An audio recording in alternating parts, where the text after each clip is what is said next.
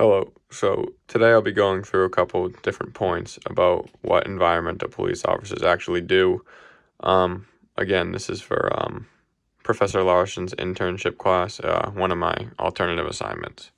So to start, I kind of put a small slide as to what they actually protect. Obviously, all different animal species, from land to water. Any protected areas like reservations or state parks that need a little bit of extra supervision to make sure nothing's damaged or things aren't being illegally used and stuff like that. Most importantly, that I think a lot of people don't actually recognize is that most environmental police officers have the same duties as regular police officers and have to report to the same basic calls like vandalism, larceny, robbery, assault, and like uh, all the other stuff. So essentially, they're also on call, and will be if whoever's closer to whatever thing's going on. I mean, they can be the first responders. It's not like they are only environmental related stuff. I mean, they're on the same dispatch as all the other police and stuff like that. But I just think it's something that a lot of people don't actually know about environmental police. Um, they also, one of their biggest areas is on the water, with boating safety and stuff like that. Environmental police also consist of a specific dive team to help relocate, unfortunately, bodies that might have been dumped or anything like that. They have a very vast department on the water. But like I said, the list goes on and on. A very quick snippet on how do they protect. This is probably where I'm most knowledgeable on stuff like this, but they are protected by being provided proper equipment to survey different land types for illegal activity. And what I mean by that is environmental police are given a couple different types of equipment. As you can see in the picture right there, they're obviously provided a truck. The truck is essentially their office. They spend most of their time in there. They have all the technology they need inside. But on top of that, most environmental police are also supplied with things like dirt bikes, ATVs, snowmobiles, UTVs, boats, jet skis, whatever they can do I mean, there's almost no hiding from them. They can get wherever you need to be. Um, they also do routine checks for expired license and registration. So that means that these guys are out there physically on the off-roading paths.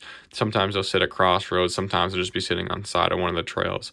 And as you come by, they'll stop you and they'll ask to make sure your registration is up to date, and that everything checks out, and they'll let you on your way. It should only be about a minute process. They're not looking to hassle you all day, but they do just want to make sure you're abiding by the right rules, going the right speed, and are properly registered. On the other side of that, they also will be out on the water checking boating licenses, safety courses, again registration out there. They'll again be making sure you go on the right speed, doing everything by the rule book. But besides that, I mean, these guys aren't out there looking to ruin your day. They're just looking to make sure you're following the rules, because realistically, they've pulled too many people out of the bottom of lakes for not following the rules. Or, I mean, yeah, that doesn't really relate to registration side of it, but still, they just want to make sure you're safe and doing it the right way. Just a couple of pictures I like.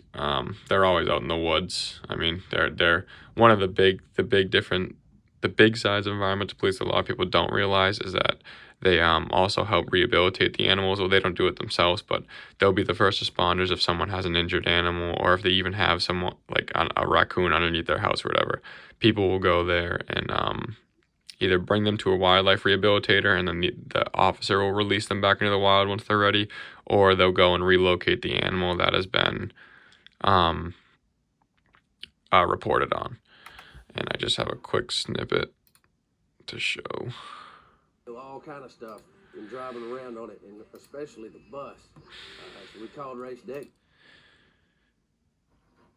So really quick, this is just a small video on it's an informational video by the environmental police, but this is all the stuff they check while they're out there. But it's just going to show that these guys are giving you an informational video on what they are looking for, and just to make sure it's done prior to you going off-roading. Hi, my name is Mary Walker. I'm a captain for the Massachusetts Environmental Police, and I'm with Lieutenant John Gervolakis with the Boat and Recreation Vehicle Safety Bureau. and we're here today to talk about off-highway vehicle safety and responsibilities.